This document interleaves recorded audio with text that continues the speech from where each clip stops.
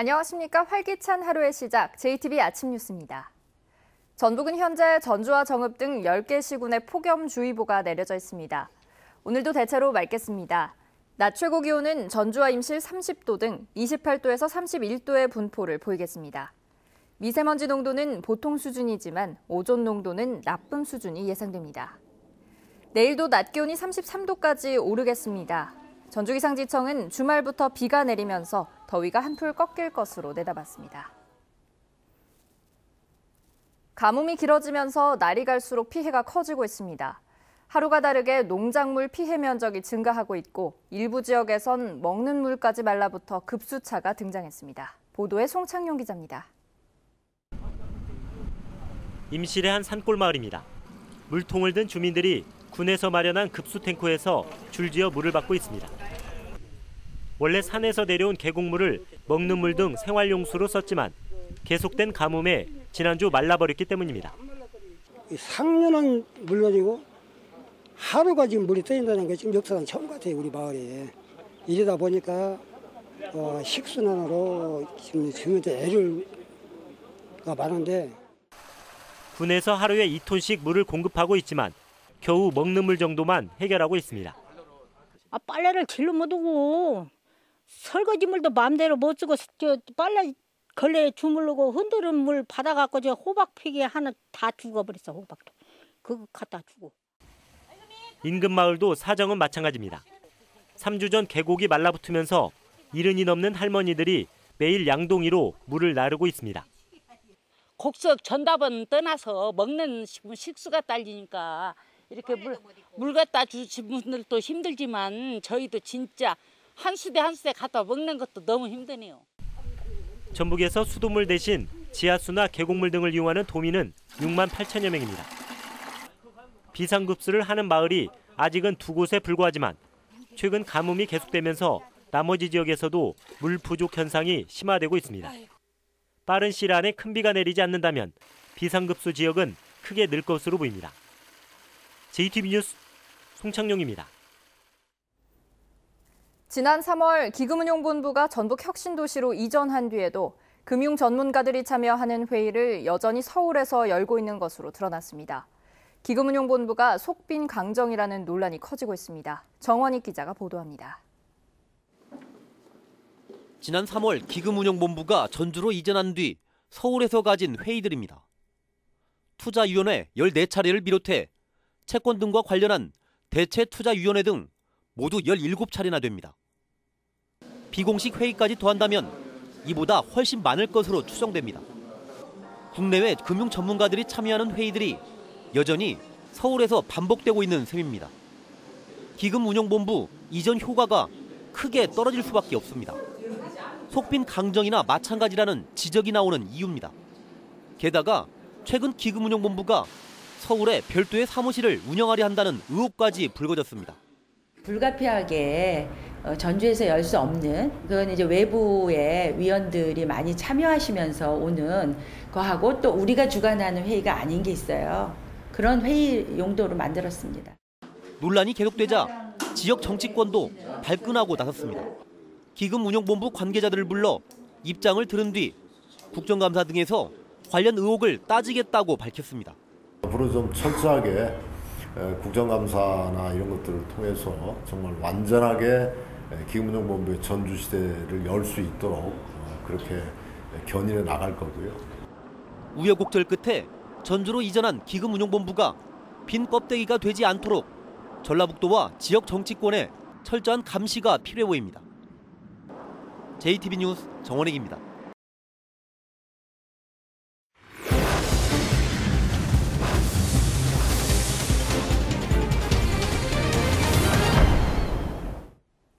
일제강점기 강제징용 피해자들에 대한 일본 기업의 배상이 곧 이루어진다며 소송 참가자를 모집하는 단체가 있습니다. 소송에 참여만 하면 최대 1억 원의 배상금을 받을 수 있다며 사람들을 현혹하고 있는데 모집 방식이 좀 수상합니다. 나금동 기자가 현장 취재했습니다. 전주의 한 사무실. 수십 명의 사람들을 모아놓고 강사가 열띤 설명을 늘어놓고 있습니다. 일제강점기 징용 피해자 유족들이 배상을 받을 수 있도록 전범 기업을 상대로 소송을 대리해준다는 얘기입니다. 저희는 민간단체에서 19년 동안 수십 건을 저희들이 들여가지고 소송을 걸었어요. 그래서 승소를 했어요. 그래서 그 부상은 여러분들한테 저희가 드리려고 그런 거예요. 3만 원의 접수비를 내고 소송에 참여하면 최대 1억 원의 배상금을 받을 수 있다고 말합니다. 그런데 설명을 들어보니 이상합니다.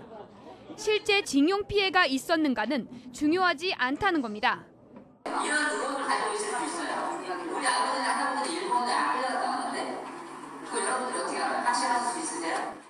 89세에서 125세 사이, 당시 강제징용이 됐을 법한 조부, 증조부만 있다면 누구든 소송에 참여할 수 있다는 겁니다. 심지어 피해 진술서에 쓸 내용까지 구체적으로 일러줍니다. 최대한 진술서는 처절하게. 그날 갑자기 일본 군사 순사로부터 진용을 하셨습니다. 그리고 몇 년 후 돌아오신 할아버지는 발이 끊어졌더라 20년이었더라. 미심쩍어 하면서도 상당수의 참석자들이 3만 원의 접수비를 냈습니다. 아니 이게 진실인가? 나는 기쁨을 참말로 진실로 주는 건가? 그게 의문이지. 다단계 같기도. 징용 피해자의 유족도 아닌데 소송에 참여하는 게 불법이 아니냐고 물었더니 단체 관계자는 한국인 모두가 피해자라고 말합니다. 지금 우리 강점기 때 우리가 당하지 않은 사람이 어디 있습니까? 단지 국가 기록은 없을 뿐이에요. 피해 유족이 아닌데도 배상을 요구하는 소송에 참여할 경우 소송 사기에 해당돼 처벌받을 수 있습니다. 거액의 배상금을 미끼로 소송에 참여하라고 부추기는 단체들이 징용 피해자와 유족들의 가슴에 또 한 번 상처를 내고 있습니다. JTB 뉴스 나금동입니다. 정부가 금연을 유도하겠다며 다소 혐오스러운 사진을 담뱃갑에 넣도록 하자 담배 케이스가 인기를 끌었죠.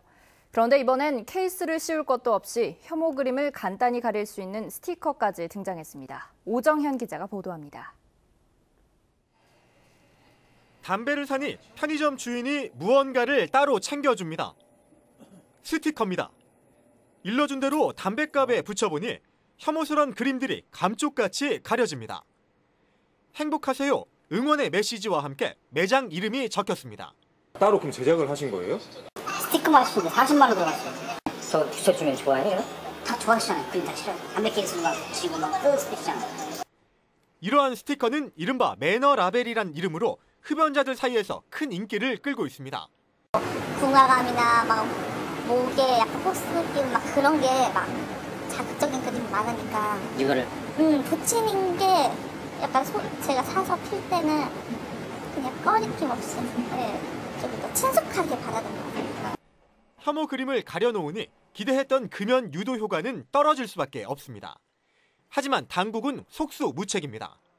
매너라벨 이런 거 만들어서 그냥 제품으로서 파는 것 자체를 저희가 이제 방지할 수는 없거든요. 가리는 그런 스티커 이런 걸 본인들이 직접 사서 구매하는 거를 규제를 할 수는 없고요. 담배를 파는 과정에서 스티커를 붙여주거나 제공하지 못하도록 하는 법안이 발의됐지만 국회에 발이 묶여 언제 개정되고 시행될지는 불분명한 상황입니다. JTB 뉴스 오정현입니다. 지난해 전주 시내버스 승객이 5년 만에 감소세로 돌아섰습니다. 올해도 노선 개편으로 기대한 승객 증가 추세는 아직 나타나지 않고 있습니다. 권대성 기자입니다. 지난해 전주 시내버스 하루 평균 승객은 14만 6,920명입니다. 1년 전보다 460명가량 줄었습니다. 장기 파업 사태로 줄었던 승객이 2012년부터 4년간 꾸준히 늘다가 다시 줄어든 겁니다.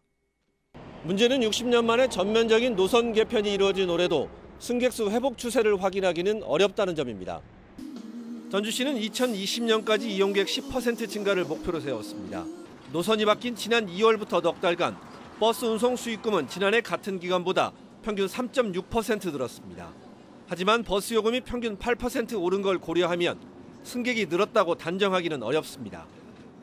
시내버스 노선 개편 이후에 승객이 증가세로 이어지진 않았지만 저희가 다양한 모니터링을 실시를 해서 시민들의 불편을 해소하고 또 다양한 대중교통 정책을 실시해서 승객을 점차 늘려나갈 생각입니다. 전주시는 친절도 개선과 더불어 일정 기간 무제한으로 버스를 탈 수 있는 정기권 같은 제도 도입을 검토하기로 했습니다. 승객이 늘지 않으면 버스업체 수익은 줄고 보조금 지원은 늘어 예산 부담은 커지게 됩니다. 지난해에만 무료 환승 등의 보조금을 빼고도 지원된 손실 보조금은 100억 원에 이릅니다. JTB 뉴스 권대성입니다. 완주 지역의 500원 으뜸 택시가 벽촌 오지 주민들의 발노릇을 톡톡히 하고 있습니다. 남원 광활루원의 월매집이 새롭게 단장을 마치고 관광객을 맞을 채비를 갖췄습니다. 주혜인 기자입니다. 완주 500원 으뜸 택시가 주민들로부터 높은 호응을 얻고 있습니다. 지난 2년간 이용객이 모두 5만 3천여 명에 이르고 있습니다. 으뜸 택시는 시내버스 승강장에서 500m 이상 떨어진 마을 주민들이 500원에 이용할 수 있는 교통복지 시책입니다. 주민 중심의 맞춤형 교통복지 시행에 행정력을 집중해서 대중교통 이용 후 불편을 해소하고 삶의 질 향상에 노력하겠습니다. 남원 광활루원에 있는 월매집이 전시 조형물과 시설물들을 새롭게 단장했습니다. 남원시는 월매집이 춘향전을 생생히 형상화해 관광객 유치에 도움이 될 것으로 보고 있습니다. 이번에 광활루원의 월매집을 새롭게 단장했는데요. 우리 광활루원을 찾는 관광객들에게 새로운 명소가 되지 않을까 기대해 봅니다. 세계 태권도 선수권 대회에 맞춰 무주 13개 마을에서 체험형 축제를 진행합니다. 대회 기간 무주를 찾는 국내의 방문객들에게 즐길 거리를 제공하고 주민 소득에도 도움이 될 것으로 보입니다. JTB 뉴스 주혜인입니다. 임대료를 지나치게 높게 인상해 전주시로부터 고발 조치된 부영주택이 이번에는 분양률 뻥튀기로 적발됐습니다. 국회 정동영 의원은 부영주택이 지난 2월 창원의 아파트를 분양하면서 실제 4.1%인 분양률을 43.9%로 10배 이상 부풀려 신고한 사실이 최근 국토부 확인 과정에서 뒤늦게 드러났다고 밝혔습니다. 정 의원은 건설사가 정보를 속이고 위험을 소비자에게 전가하기 쉬운 만큼 부동산 거래신고법의 처벌 조항을 신설하고 소비자가 80% 이상 지어진 아파트를 보고 사는 후분양제가 필요하다고 말했습니다. 장학금 강제 모금 의혹으로 경찰의 수사 대상에 오른 정헌율 익산시장이 관련 의혹을 부인했습니다. 정 시장은 익산시청 기자실에서 특정 업체에 장학금을 강요했다는 건 사실무근이며 경찰이 소환하면 언제든지 응하겠다고 밝혔습니다. 또 수사 결과에 따라 기자회견 등을 통해 상세하게 이야기하겠다고 덧붙였습니다. 익산참여연대는 성명서를 내고 정 시장이 자체 조사를 통해 내용을 자세히 밝히고 시민들에게 공개 사과하라고 촉구했습니다. 전북에서 채집한 야생 진드기에서 감염병인 중증 열성 혈소판 감소 증후군 바이러스가 검출돼 각별한 주의가 요구됩니다. 전라도 보건환경연구원은 이 병에 감염되면 고열과 구토, 설사 증상이 나타나고 심할 경우 사망할 수 있다며 야외 활동 시 진드기에 물리지 않도록 주의할 것을 당부했습니다. 어제 오후 3시쯤 익산 장수고속도로 장수터널 입구에서 탱크로리 차량에 실려있던 필기화학물 다이메틸설폭사이드 50리터가 도로에 쏟아져 3시간 동안 도로가 통제됐습니다. 경찰과 소방당국은 탱크로리 밸브가 압력을 이기지 못해 고무 패킹이 녹으면서 사고가 난 것으로 보고 정확한 사고 원인을 조사하고 있습니다.